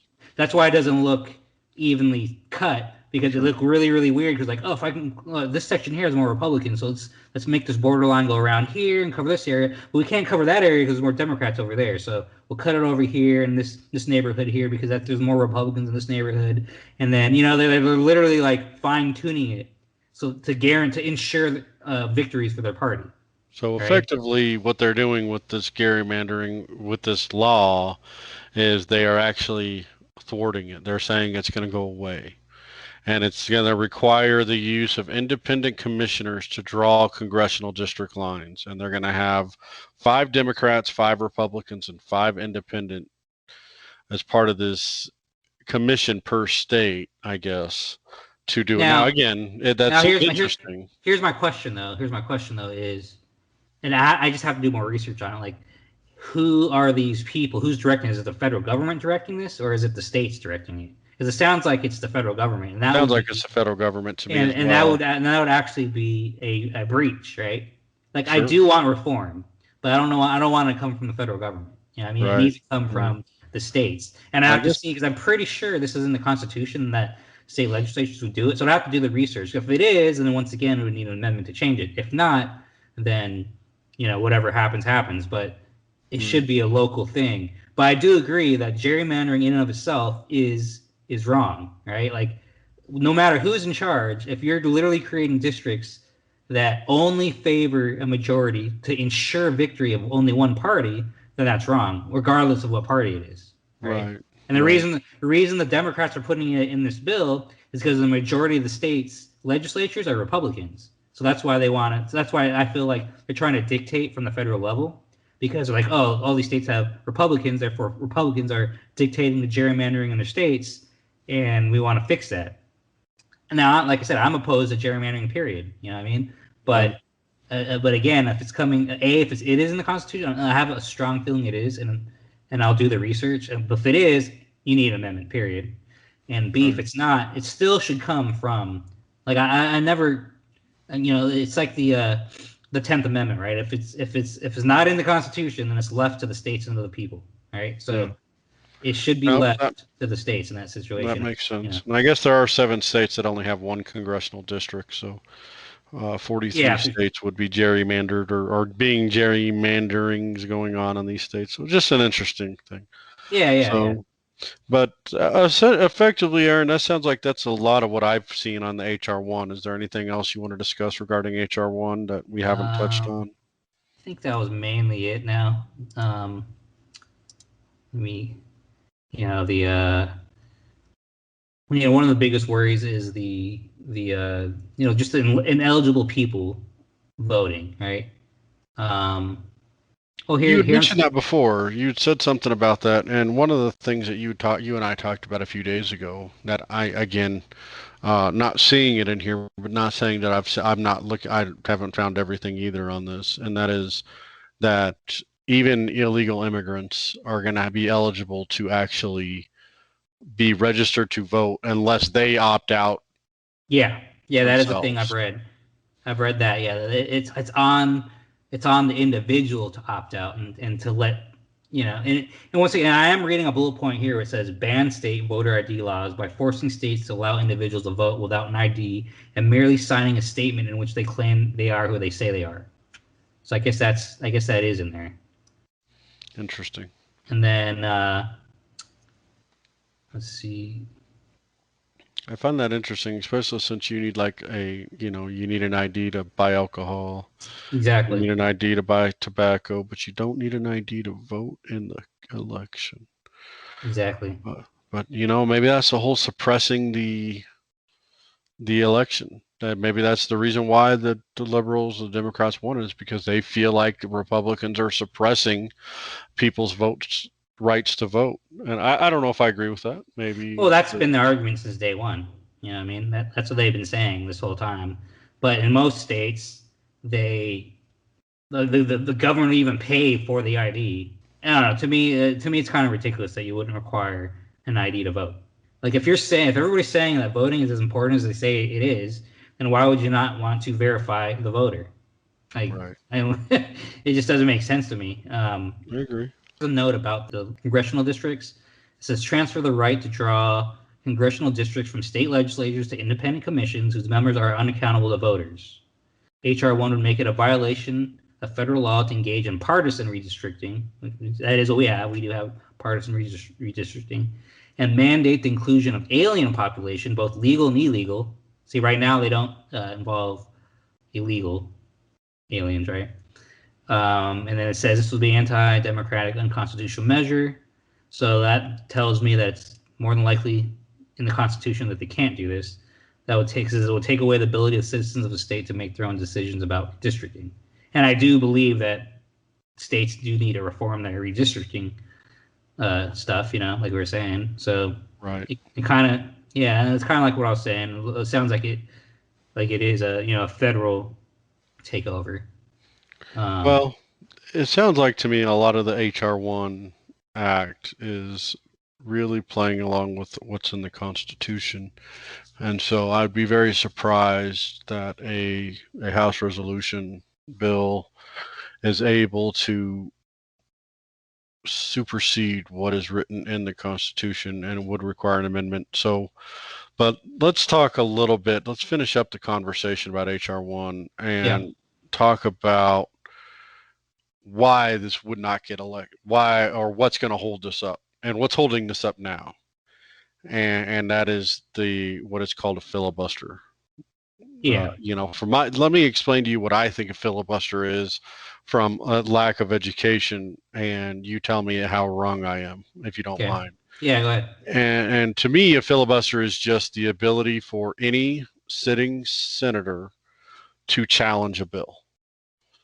So Yeah. say, You and got once that is it. being done, then it has to be debated. It just can't, it cannot be voted on until while that is being done, while it's being debated, I guess is the word I'm looking for. I don't know if that's true, but essentially challenge while the challenge is being done for the during a bill, there's the inability for it to be voted upon. Is that correct?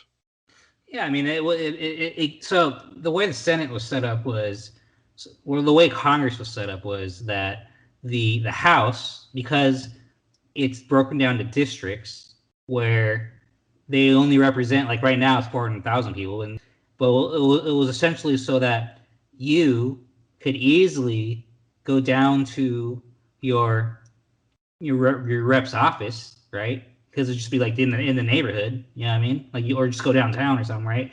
And you could go talk to them. And what I'm saying is the representatives were closer to the people. They're closer to the people. So when we're talking about democracy in that sense, it was more democratic in that sense, right? Because they're representing the whims of the people, and they're voted every 2 years. So if the whims of the people change, they could vote in somewhere else, someone else, right? So it was flexible. The House represents the closest represents the people in their districts, whereas the senators in the past were voted by the state legislatures, right? So state legislatures would appoint a senator, and they would represent the state itself. And because of that, they were seen as more of the, like they would slow down the process, right? So you could have a popular movement going on in the House because that's what all the people want, and the bill gets pushed through, and they get to the Senate, and it's kind of like the gentlemen, right? Like the elders, right? Like the elders would like the more they'd slow down the process of like, oh, okay, hold on, okay, they just passed this law now, hey, let's sit down, let's go through the bill. It's kind of like a gentlemanly, like all right, more educated look at it, right? And that's why you would have things like the filibuster. It was just part of that whole. It just goes along with that whole mentality of slowing down the process. You could hold it in whatever committees, and like it's part of that system where I object to this in the bill. We all need to look at it, kind of thing. I mean, rather it's not on the popular whims of the public, right? It's like you're the elders, and it's a more formal, objectively look at this bill. Essentially, I don't know if this makes any sense. Where it's like, It yeah, does, and so I guess the point is as we're looking at and we're moving towards HR1 becoming a possible reality. The reason it's been blocked to proceeding to a vote is because of this filibuster. mm-hmm, And even though there's been a lot of wanting from the Democratic side to abolish the filibuster, according to some of the research that I've done so far while we're just like sitting here talking, is yeah, I guess there's a couple of Democratic senators that are opposed to Manchin, I think is one abolishing of them. Yeah. to abolishing, yeah, Manchin and Sinema, the Arizona Democratic senator, Mm-hmm. has they've both opposed to going against abolishing the filibuster. And so, as long as that continues to hold that line, then the filibuster will maintain. It's just a very interesting thought as people sit there and wonder how does this work, and where are we going, and why do things get held up as long as they do, things like that. And it's just Yeah, because it, you got to realize that the founders were very worried about mob rule, right? They didn't want the mob to dictate laws. And like I said, if the House is closer to the people, then law, like more populist type laws that aren't, maybe are not as constitutional, or just take away freedoms or whatever it is, right? Their hope was that when it reached the Senate, like that's when they could pump the brakes, right? Like pump the brakes. Hold on, let's look at this. Like at this point, it wouldn't matter what the popular thing was. You know what I mean? And that's why, it's kind of like how they say, like with the Obamacare bill, right, and other bills, one of the other budget bills, one of the last bills that Trump signed. I think even this last one that Biden signed, where it's like they didn't even read the bill. Or when Nancy Pelosi said about Obamacare, oh, you got to pass the bill to see what's in it. You know what I mean? Like that whole mentality, like that's supposed to stop when you get to the Senate, right? And that's why they have things like the filibuster, where like it's almost as if the people who are trying to rush a bill in are trying to rush it in without people understanding what's in the bill, right? But then when it gets to the Senate and with things like the filibuster, it slows it down, where now we have to debate on it and actually read the law and dig into it, and that might turn other people away from voting for it now. You know what I'm saying? Like now people are like, oh wait, that's in it? Oh wait, that's what's gonna happen? And expose it to the public. You know what I mean? Like, and so now might also turn the public sentiment in the other way. Like the founders were very much against rushing bills through, and like radically changing society, right? That's why they created the system they had, where it takes a lot to pass a law. It takes a lot to pass an amendment, right? Like nothing is easy, and it is a slow process. And they kind of build a system that is always fighting against each other. You know what I mean? But that was all done on purpose, right? So that we're not just, because you got to think, before the system we had, you had kings and stuff. We're like, hey, this is the law, boom, right? And even in a democracy, in a real democracy, you could have that. Hey, 51% says this is law, boom, right? But now here's a system where checks and balances are performed so that nothing is rushed through. Now, with all this being said, obviously there's been a lot of things that have been rushed through, right? But that's a failure on the system, right? So when the system works successfully, that's why you have things like the filibuster. You have things to slow it down. Let's dig into the bill. What is it doing? What is it changing?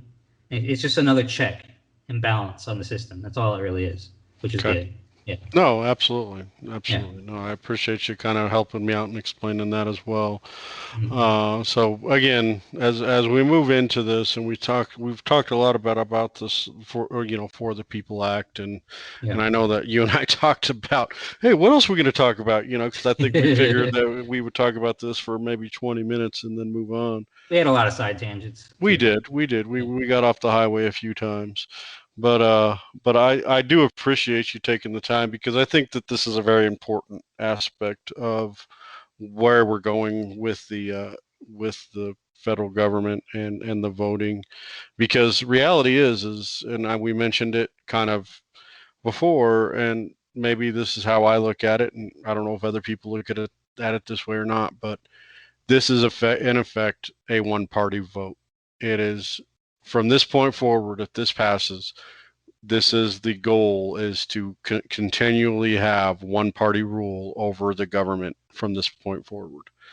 And that is definitely something that goes against really what I think a lot of people actually would want. But that's so For the People Act is you mentioned at the beginning, kind of scoffed at it.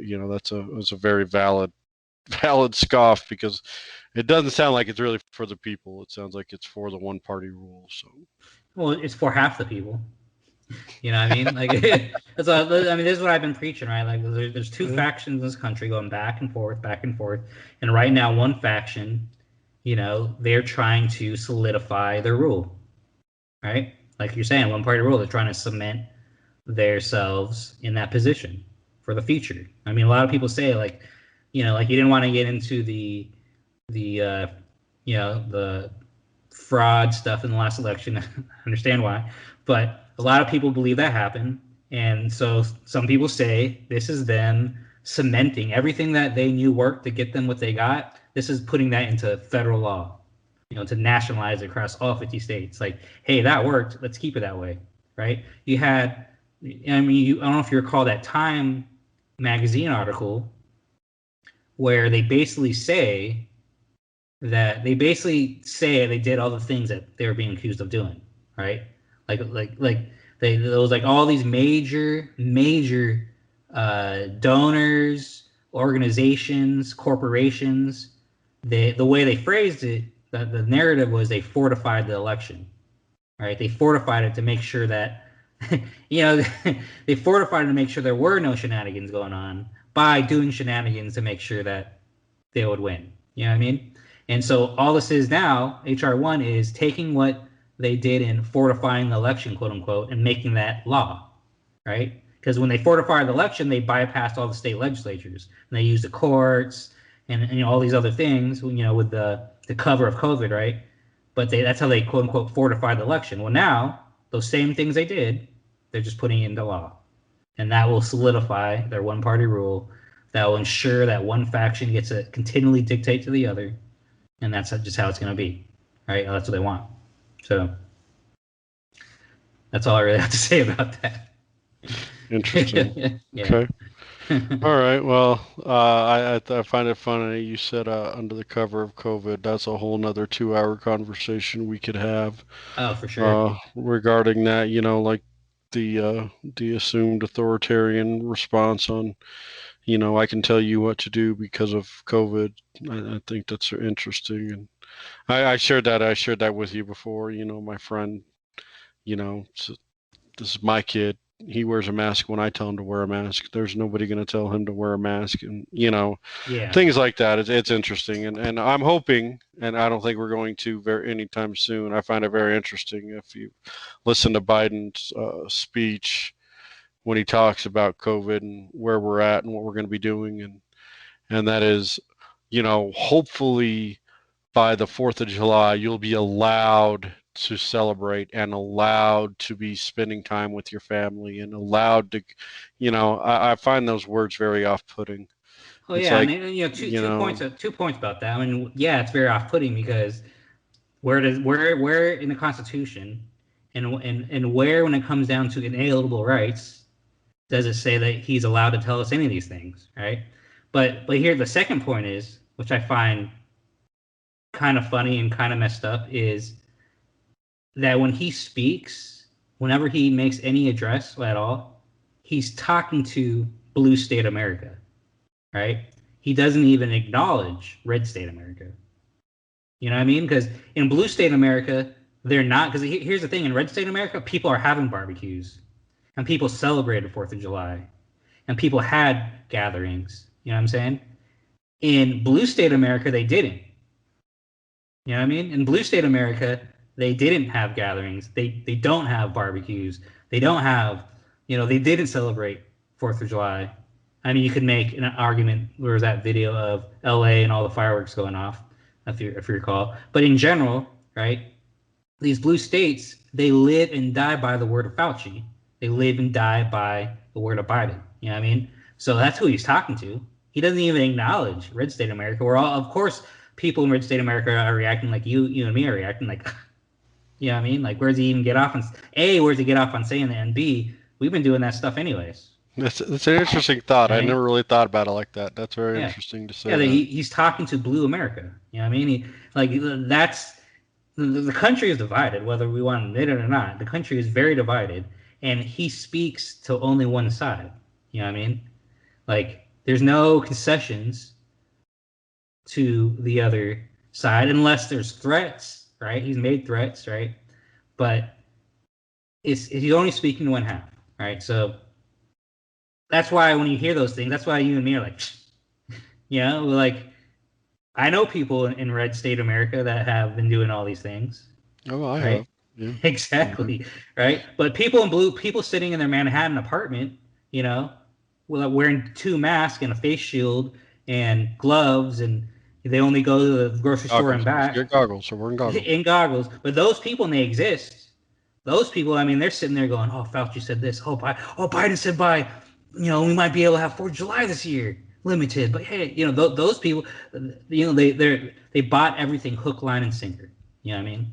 So, but there's other portions of the country where they're not even paying attention to any of that. You know what I mean? At least Well, not to the extent that those people are. they can at least put their desks 3 feet closer now in the school. True, true that. That's, Well, that's, isn't that that's if you're vaccinated?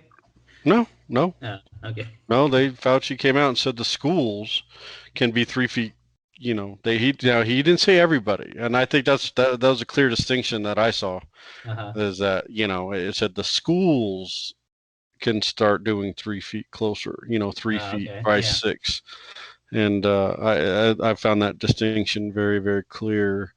But I don't know. I personally, I've gotten both vaccines, and I will say this: there are people who are like, "Well, I don't think the vaccine matters. I don't think it works." Mm-hmm. My wife may be an example of that. It does. She was in very close proximity. Now, whether it was because of the vaccine or not remains to be seen. But she was in very close proximity, and even to the point of where she was helping one of her coworkers on her computer, touching the mouse that this person was touching, Mm-hmm. and this person tested positive for COVID within Mm-hmm. the time frame that my wife was in contact with this person. Yeah. And my wife has not. She tested has tested twice since then and has not tested positive. Well, I mean, And so, now you brought it up, there's a very, very recent Senate hearing with our Lord and Savior Fauci and Senator Rand Paul, right? And Senator Rand Paul is uh, talking to Lord and Savior Fauci and saying, you know, why he's like, you've been vaccinated, why are you wearing double mask? And why are you telling people that even if they're vaccinated or if you've had COVID in the past, that we're still gonna have to wear double mask into deep into 2022? And can you please cite me the studies that say this? And he even brings up studies saying that there is absolutely no evidence whatsoever that people who have had COVID or been vaccinated have reinfected in large numbers. In fact, he pointed out one study where it was like 30 out of 38 million people, they only had 5 confirmed people. Right? So just do the math. You know what I'm saying? Like right, it is extremely. So his point was it's extremely unlikely. He's not saying it's impossible, but it's extremely unlikely that if you either had COVID or been vaccinated 2 shots and waited after the 2-week period, it's extremely unlikely that you're going to get COVID. So why should you have to wear a mask, wear a double mask, social distance, et cetera, et cetera, et cetera, right? And true, Fauci couldn't give him an answer. He told him to cite stuff in the other way, but that's not how arguments work. When you debate, you don't debate a negative, right? Like you don't say, and I heard this on another show, so I don't take 100% credit for this analogy, but it's like you don't say, hey, you can't, you can't walk out into the street or you can't walk down the street because you might get hit by a bus, so therefore you can never leave your house and cross the street. Right? You can't say that and then say, okay, we'll prove that I won't get hit by a bus. You know what I mean? Like you can't prove like the negative. You know what I mean? Like you can't sit there and be like, oh well, prove to me that you won't get COVID if you're vaccinated and you're wearing them. It doesn't work that way. You know what I'm saying? Like the fact of the matter is, the studies show that it's extremely unlikely to get it. And yet here he is pushing these things, and then he even pulls up, well, because the new variant isn't prevalent in the states yet, so we don't have the data or whatever is what he's trying to say, right? And then that leads me, if you listen to like 6 podcast episodes ago, where I was saying that's what they're going to do: new strain, new strain, new strain, right? Just to keep pushing. The point is, at the end of the day, they don't ever want to get rid of masks, and they don't ever want to get rid of social distancing. You know what I'm saying? Like they don't ever want to relinquish that control over the population. So well, and I guess this is where, to me, this is what I don't understand. yeah, And you and I have had this discussion. We've had this talk. We've had this, and I've had this discussion with a lot of other people. And it's, to me, wearing a mask. I don't care if I wear a mask. It doesn't bother me to wear a mask. It's actually second nature to me. I mean, there's been days I've walked in my house with a mask on. My wife looks at me like, what in the hell are you doing? And it's just because I got out of my car, I put my mask on, Hmm. and it does. I'm not even talking about for me personally, Hmm. but where I get frustrated and where what I don't understand, and this is where we get into the whole authoritarian, yeah, I'm going to tell you what to do because under the auspice of COVID, because of I'm playing on everybody else's fears. Yep. And that is, if I want to wear a mask, I can. Just like Hmm. the prime example, they stopped the mask mandate in Texas, and I saw all these videos and postings, and people are angry. How dare this governor? People are dying of Hmm. COVID, and yet he's going to take away the mask mandate. Yeah, he took away the mandate, but he never told you can't wear a mask. Yeah. So, and there's the difference. To me, I Well, don't understand why people are so upset about it. If you are one of these people that think masks work, then wear a mask. If you want to wear a mask, you choose to wear a mask, wear a mask. I don't care. yeah, but see, you got to understand that these people that get upset about these things, these are the people that are upset if you don't agree with them 100%. So if they believe that you should wear a mask for whatever reasons and you choose not to, then how dare you disagree with them? And you can't have that. You know what I mean? To Yeah. them, you can't have that. Like, how dare you disagree with me? Right? Like, that's what it comes Well, down to. And then when it comes to Texas, like, one thing that kind of disgusted me is when Governor Abbott made that announcement that, oh, Texas will now, on this, this was prior to the 17th. I think he said the 17th, right? Like on, March 17th, Texas will return to normal, essentially, is what he said. And everybody started clapping. I have a problem with that. Because my problem with that is he made it sound like, oh, me, Dictator Abbott, I shall now rescind these unconstitutional, illegal lockdowns. He's basically saying like he's a hero, right? Like, oh, I will go ahead and relinquish these, blah blah blah, and everyone starts clapping for him. It's like, no, what you did in the last year was illegal, and just because now you finally open your eyes, I'm not going to sit there and congratulate you for it. You know what I'm saying? You know what I'm saying? A dictator is a dictator is a dictator. I'm not going to sit there and thank you, thank you, a great one. You know what I'm saying? Like, oh, you mean you destroyed businesses in the last year and did all these unconstitutional things, denying people their life, liberty, and pursuit of happiness, and but now you're gonna let it go. Oh, you're such a great no. You know what I'm saying? Like, if anybody, it's DeSantis in Florida who's been open the whole time that I'm gonna be congratulating. You know what I'm saying? Just because someone's like, I put my iron fisted boot on top of you for a year, and now I can go ahead and let it off. Oh, thank you, great one. No, right. so I was always disgusted by how, but because he went against the liberal conventional wisdom, though, now people feel forced to defend him, right? So, but at the end of the day, a dictator is a dictator is a dictator. Well, You know what I and mean? that's a valid point. That makes sense. And Yeah, and like I said, I mean, it's to me, I find it interesting. I yeah. mean, like I said, I mean, I don't hold anybody accountable if they don't want to wear a mask Mhm. because that's not my job. I'm not going to sit there and tell somebody if they walk into a store that I'm in, or if I'm at a restaurant and they walk into that restaurant, they don't have a mask on. I'm not going to be like, oh my gosh, how horrible of a person are you? You're not wearing a mask. How dare you? You know, Yeah, but and see, the people doing that though, they have a lot of them have mental disorders. I really do believe that, right? But they have this thing in them where they have to. It's like a self-righteous, they're unhinged, right? It's a self-righteous thing where they're dictators themselves, right? They're authoritarians themselves, and COVID gave them the power to dictate to other people, right? It gave them the power to chastise and order people to do stuff, right? Like it gave them that power. In a normal situation, they couldn't say anything to someone or to you or whoever. But now they have righteousness on their side, right? Like, oh, look at this guy. He's not wearing a mask. He's a murderer. You know what I mean? Like, how Yeah. dare he? How dare he? Right? And now they have power. Hey, put your mask on. Well, who do you think you are? Put your mask on. You know, like all that kind of stuff. You know what I mean? Like, no, I think a lot of it was people that may have been bullied. Just stuff like that. And now here's their chance. Now they can tell you what to do, right? And they have the full force of the government behind them.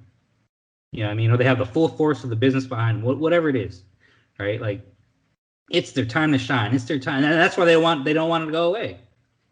It's the same thing. Just like how these governors don't want to lose the power to dictate what's going on in their states, these people don't want to lose the power to tell you what to do, to tell you to put your mask on, to do this or that. You know what I mean? It's the same exact mentality. Yeah. No, absolutely. Absolutely. Well, I will say that when I got the text asking me if I wanted to, if I was going to commit to wearing a double mask, I got the same thing. it took everything in my power to not send a nasty text back, but I just kind of let it go. But I just laughed. I thought it was funny. Yeah, no, I got that too. It was from So the state of Colorado. Was that what was it from? I don't know where it was. Just it was a number. It wasn't in my phone. Yeah, So anytime I same. get a text from somebody that's not in my phone, that's pretty much worthless to me because like if I don't know you, why are you texting me? So, Yeah, exactly. but but yeah. So, well, hey, Aaron, I do appreciate you taking the time again to allowing me to be on your show. I know we kind of talked more about one topic this time, and then jumped over to COVID because that always seems like to be the topic of the day. At least Times it's are in. been, and yeah, it's consumed our lives for 365 plus days now. Yeah. And if somebody would have told me a year ago we'd still be doing this, I would have just laughed at you. But I Mm-hmm. guess it's the reality we face. But Yeah. I do appreciate you allowing me on, and I look forward to coming on your show again in the near future. Absolutely. Thank you very much for coming on. I've enjoyed this conversation. Hopefully, others will too. And with that being said, you've been listening to the Aaron Burr broadcast on the Free Thought Doctrine.